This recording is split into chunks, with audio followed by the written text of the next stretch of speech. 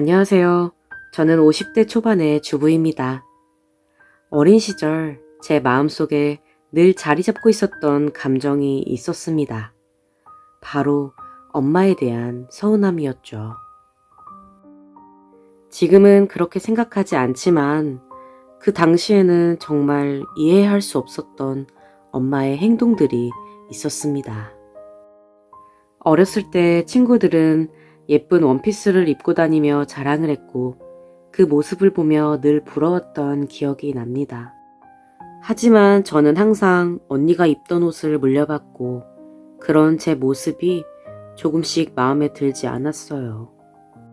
엄마, 나 새 옷이 갖고 싶어 라고 떼를 써도 엄마는 그 옷도 멀쩡하다며 거절하시곤 했죠. 저는 그때마다 속상해하며 왜 다른 친구들은 새 옷을 입고 다니는데 나는 항상 물려받은 옷만 입어야 하는 걸까? 라고 생각했습니다. 그뿐만이 아니었습니다.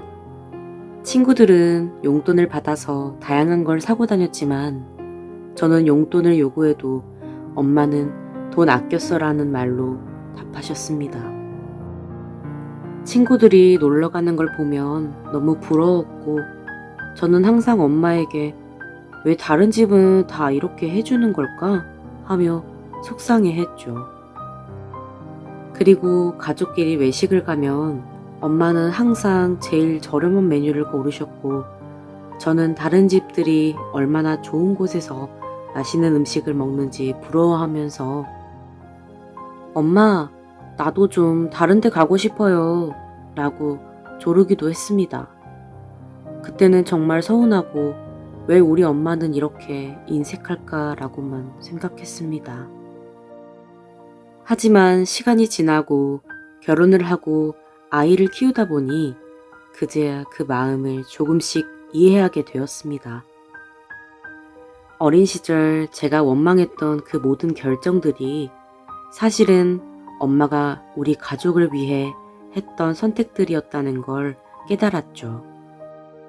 그걸 알게 된 건 어느 날 친정집에서였습니다. 오랜만에 서랍을 정리하다가 하나의 수첩을 발견했습니다. 그 수첩에는 엄마가 빼곡히 적어놓은 메모들이 있었어요. 겨울 점퍼 3만원, 남편 병원비 12만원, 한 달 생활비 40만원.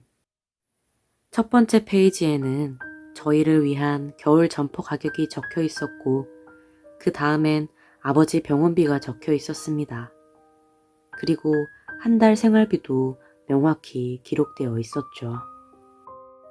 엄마는 매일같이 작은 메모를 하면서 지출을 관리하셨고 항상 그걸 보고 나름의 계획을 세우셨던 걸 이제 알게 되었습니다.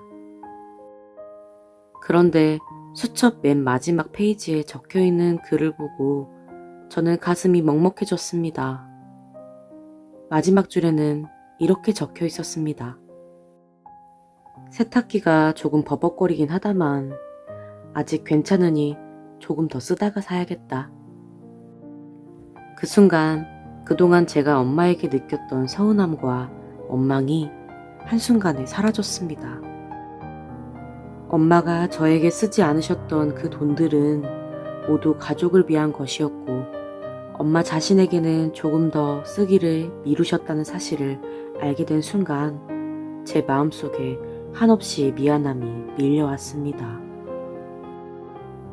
저는 그저 물질적인 것에 초점을 맞추고 엄마가 나에게 왜 뭘 해주지 않는지 불평했었는데 엄마는 그런 물건들보다 훨씬 더 중요한 것들을 먼저 생각하고 계셨다는 걸 알게 되었죠.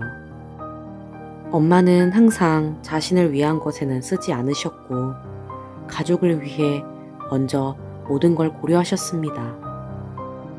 필요하지만 자신을 위한 물건은 뒤로 미뤄두고 가족을 위해 돈을 아끼며 살아오셨던 엄마의 마음이 이제야 이해가 됐습니다.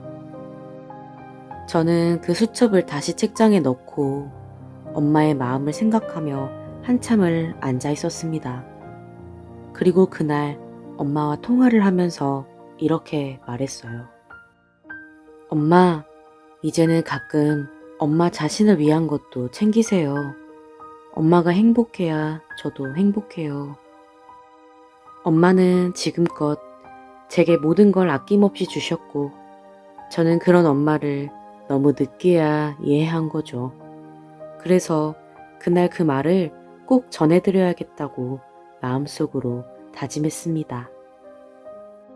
지금도 예전에 쓰셨던 그 낡은 세탁기를 생각하면 엄마의 사랑이 담긴 특별한 물건처럼 느껴져요. 그동안 엄마가 제게 주셨던 모든 사랑을 이제야 조금씩 깨닫고 있음에 지나간 철없던 과거를 반성하고 앞으로 효도할 수 있는 시간이 주어짐에 감사하고 있습니다. 이제는 엄마를 더 많이 아껴드리고 싶어요. 사랑해요, 엄마. 언제나 마음 깊이 감사하고 있어요.